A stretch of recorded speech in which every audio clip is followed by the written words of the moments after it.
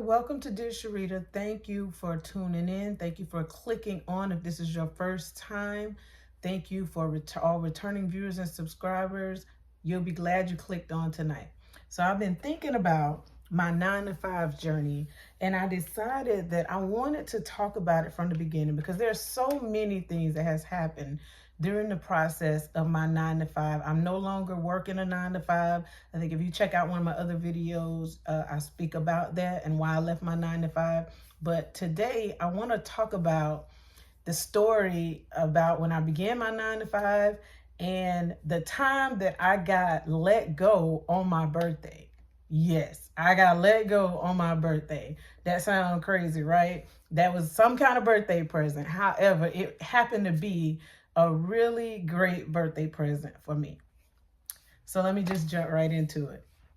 So I was working a job one time. I believe it was right at the beginning of my 9 to 5 journey. So this was the job that was actually technically my first 9 to 5. I was working at a facility where there were youth, girls particularly, and I was working there. I had been working there for about 4.5 years. So there's a whole nother story that's connected to how I even got started working there. But we're not going to talk about that part of it tonight. We're going to talk about the part that led up into me getting let go on my birthday. So this was a job. I had been working this job for about 4.5 years. In between this time frame, I did start out in a lower position. I did receive a promotion probably after 1.5 years. So I'm working the job and everything was going great. And then after I've been working there,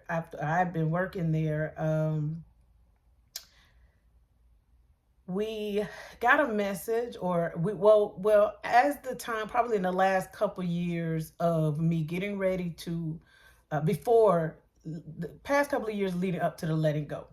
So things started to change with the job itself, with the company. A lot of cutbacks started happening as far as like budgeting and just resources that we were getting for the job. It wasn't coming in. A lot of changes were being made because there were new people that had taken over. So a lot of changes did start to occur during the last couple of years, 2.5 years of the being with the company. So we were all working one day and we ended up getting a message, and we were told that because of all the changes and we started having a lot of issues with the girls that were there also. So because of all this, they decided that they were going to close the program. So they let us know in advance, and they told us that they were going to be closing the program. They told us around the time frame they were trying to get everything. It didn't just close abruptly. There was a time frame that they had allowed for the program to close, and so they were letting people go as the program closed, and as they needed less people, they started to let people go.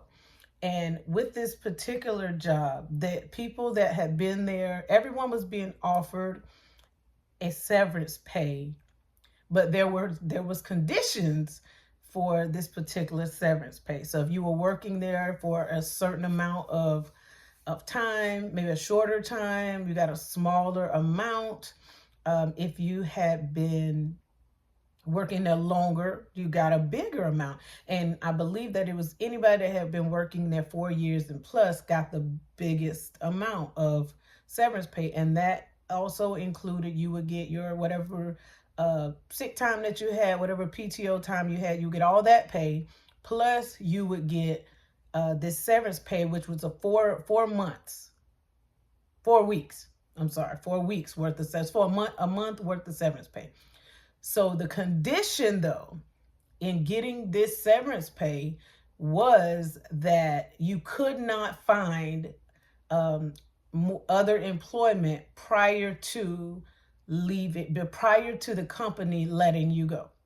You couldn't find, if you found alternative employment prior to the company letting you go, then you would only get your sick time and your PTO. You would not get the severance pay if they had not let you go yet and you decided that you were going to leave, put in your 2 weeks and go work a new position.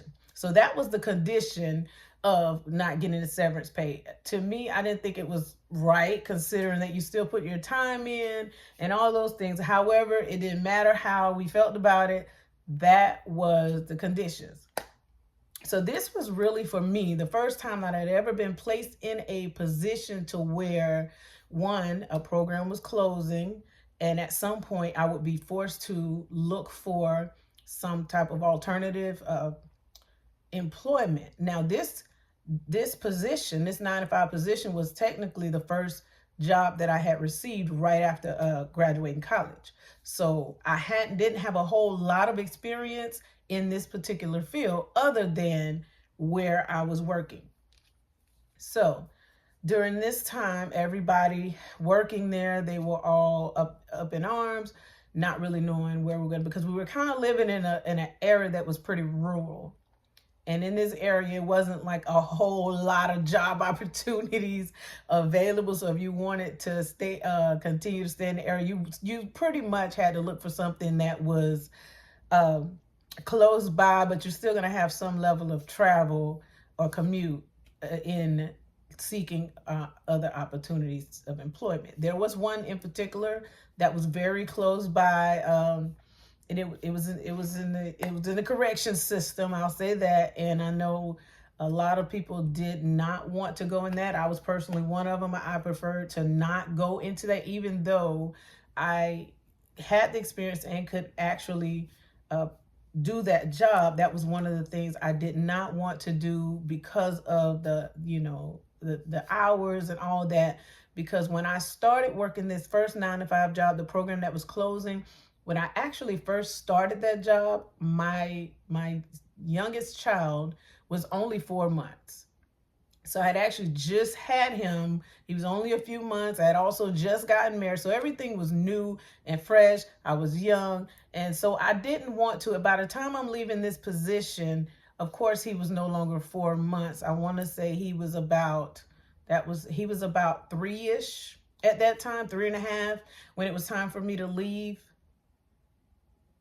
No, he was actually a little bit older, but he was still very young. So I didn't want to go into a field that was so demanding when it came to the corrections facility. So everybody was up in arms, all the different people at the job. They wanted to know, they were really panicking. A lot of people were anxious, and they were trying to find other employment, and they were asking each other, hey, do you know somewhere that's hiring? Do you know somewhere that's hiring? And people were finding jobs, and they were, they weren't going to wait on their severance pay because, one, they didn't want to risk waiting on the severance pay when they can go ahead and start a new position and, start making money where they don't have a gap in their employment. So this was also the first time that I had to really trust God, because I hadn't in this situation, in this type of situation, in the working in career, I had never really trusted God per se the way I needed to in this position. This job itself taught me a lot, starting from the beginning, even up to this point where the program itself was getting ready to close. So as I saw everybody else, and they would ask me, well, Sharita, what are you going to do? What are you going to do? And honestly, at this time, I was still trying to decide, do I want to go back to school, go ahead and take this opportunity to go back to school, or do I want to and look for something maybe part-time, or do I just want to jump back into a full-time position? So as I'm in the midst of trying to figure that out, things in my home also got kind of rocky, and it got to the point to where we were going to be getting a divorce. So not only is my job, I'm in the process of possibly not getting ready to have a job, I'm also in the process of getting ready to go through a divorce. So everything got pretty hectic. But for some reason, I just didn't feel the level of anxiousness and the level of anxiety that you would think I would feel in that process. I didn't worry about whether or not I was going to find a job or not. I didn't even worry about what was going on in my household at that time. I just knew that, okay, me worrying about this and me stressing about it is not going to change the situation. So what I'm going to do is I'm going to keep my eyes open. I'm going to seek out opportunities, as far as other employment opportunities and things of that nature. So I looked, but I didn't look like a lot. I looked a little bit here and there just to kind of see what was out there, because again, I was still trying to decide, did I want to go back to school and take a part-time job, or did I want to go full-fledged into the getting another job, another 9 to 5. So I continue to pray, and I asked God, I said, God, lead me to the next place that you want me to go. I'm not going to fill out any applications from this point forward until you lead me and guide me into which way I should go. So I left it at that, and I'm continuing to go to work, continuing to do all the things that I needed to do as far as at the job. So the position I held at this program, there was 4 of us in that position.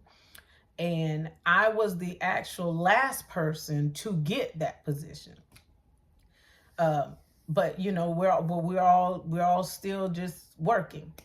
And I'm going to work like normal. And then one weekend, I was home. It was a Saturday, and I actually was at my kid's grandmother's house, and she needed something. She wanted to borrow something, an onion or something. So I said, oh, I got some at home. Let me go get it. So I went up the street to go home to get whatever it was that she needed. And as I was there, it's like I just felt in my spirit that I needed to go on to the state website and look at the employment opportunities that were there.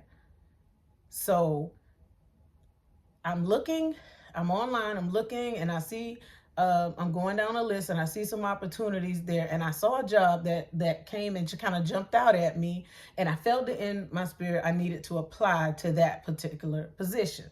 So I applied. It was on a Saturday afternoon. I was like, oh, wow. Now, of course, if you're on the website for the state, you already have a pre-made, ready resume that you're going to submit.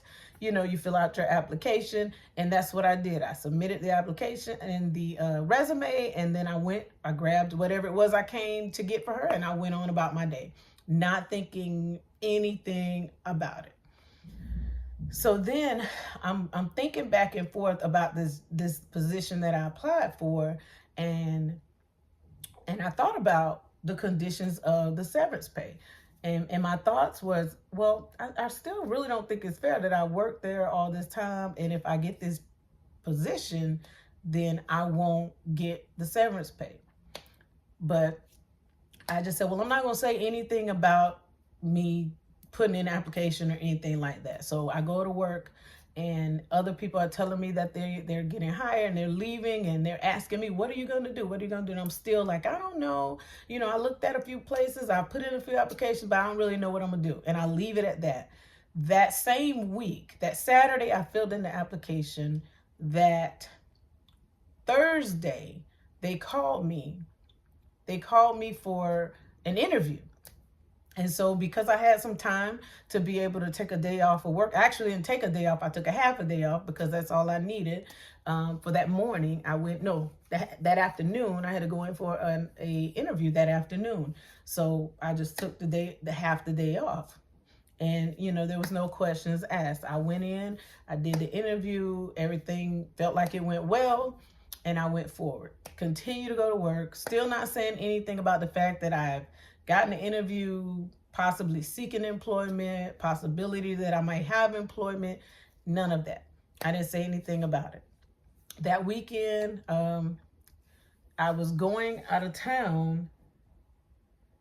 Actually, no, that weekend, that was the week before. So then that Monday, I go back to work, everything is fine, and I receive a call I receive a call, and no, I didn't receive the call yet. I'm thinking about it, and I said, okay, in order for me to be able to get this job, start this job, this is when I would need to be let go. And so I started to look at the calendar, and I'm like, okay, in order for me to get this job and start this job, they're going to have to let me go on this day. And when I look at the day, it was my birthday. And I'm like, oh my gosh. So they're going to have to let me go on their own on my birthday. And if they do that, I'll get my PTO time. I'll get all my sick time, which was a lot because I was one that didn't really take off work back then. I didn't take off work much at all. So it would be sick time, all my PTO time, and I would get the severance pay. And I would be able to have a week in between and start the new job without any break in employment at all. And this time I definitely had decided I do need to start working because instead of going to school, because I was going through a divorce at that time.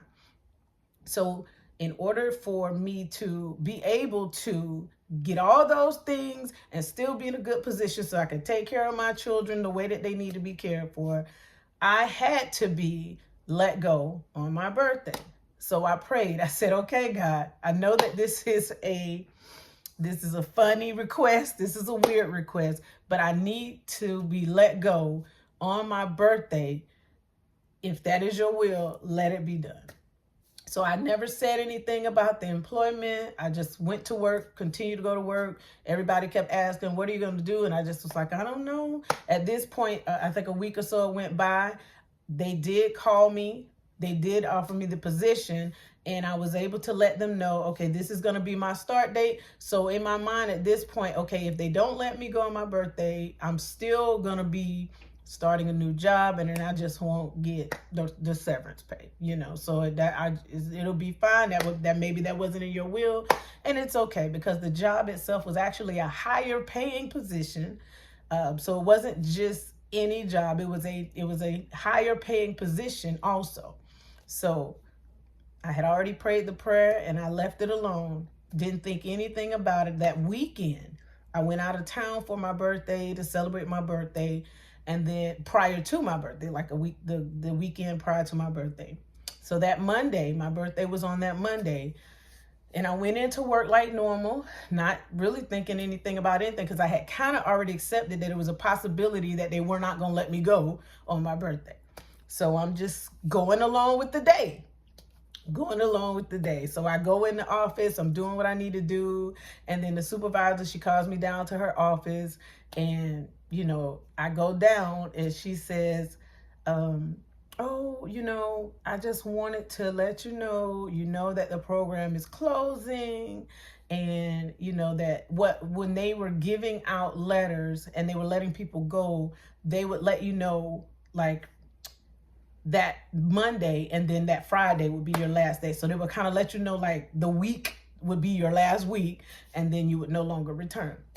So when I came in and she's explaining all the stuff, I'm doing everything because I know what's happening. I know she's getting ready to let me go. And I'm doing everything to keep my composure, not to be smiling because this is actually a good thing for me. But I'm not saying that to her. I don't want her to wonder why am I so excited about this.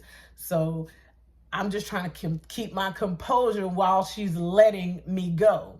So she gives me the letter. I'm sorry, we have to do this. You were the last one that came in as far as in this position. So we're going to let you go first. So today we're going to give you your letter so that Friday will be your last day working. And I was like, oh, it's fine. I understand. And, she said, I'm so sorry. I'm so sorry that we have to do this. Like, no, it's okay. I get it. We already knew what was going on. She was like, so you'll get your severance pay. You'll get your PTO. You'll get all your sick time and everything's going to be good. Because they had already printed the letter out and given it to me. So this is what it was. They let me go. So she said, I said, no, I understand. You're doing your job. It's okay. I get it. I was the last one, so I'm just going with the flow. And then I said, man, you told me on my birthday. And she wasn't even aware that it was my birthday. So when I said it, she was like, oh no, I feel so bad. And I said, no, don't feel bad. It's fine. I expected it to come. I knew it was going to come. So don't feel bad. So she felt bad about it. And she wanted to take me to lunch and all that, which we did do, because we typically did that for birthdays with coworkers anyway. We would kind of go out on their birthday. So we did that, but she said, oh, I felt so bad, not realizing that she had actually done exactly what I prayed for. So I received it happily, smiling, packing my things up, knowing that this week right here is going to be it. Then I'm going to get a whole week off to try to prepare, get my mind right, get everything situated for the next steps that's going to be happening in my life, because now I'm getting ready to start a new job, and yet I'm still going through this divorce. So it definitely helped me. It put me in a good place, and it just reassured me why in the future and any other time that I should be trusting God, because there was no need for me to worry. There was no need for me to be anxious. I understand that I saw what it looked like. The program was closed. And so it looked like things were going wrong. It's looking like I'm getting ready to be in a situation that I didn't even expect. But in the midst of that, I trusted God. I said, okay, God, I need you to lead me to the next place. I need you to lead and guide me in the way that it needs to go. Never expecting that on a Saturday afternoon, I would be filling out an application for the state and then getting this position and everything working out so timely, because all I did was pray and ask God. And I was open to whatever he did for me. But he blessed me in that situation. See, he already knew that this was coming up. He already knew what was going to be going on, how it was going to be. And me trusting him left me in good hands. I never had an anxious moment regarding that. And not just that. Any employment from that point forward, every single job that I've had, he has been my guide. He has let me know you should apply to that one. And every single time I have gotten the position. Every single time. If that was the position that God led me to, I got that position easily. And some of those positions were positions that I was not technically qualified for on paper. However, but when God qualifies us, then it doesn't matter what the paperwork says. So I just wanted to let somebody know that, tell somebody that testimony, because it encourages me always, because what it does, it reminds me that God is faithful, and all we have to do is trust him. All we have to do is trust him, and he will lead us. He will guide us, and he will make everything okay. So we don't have to look at our surroundings, because there was a lot going on during that time. And there's going to be some more of it that come out in different forms. But in this particular video, I just wanted to share that part of how I was let go on my birthday.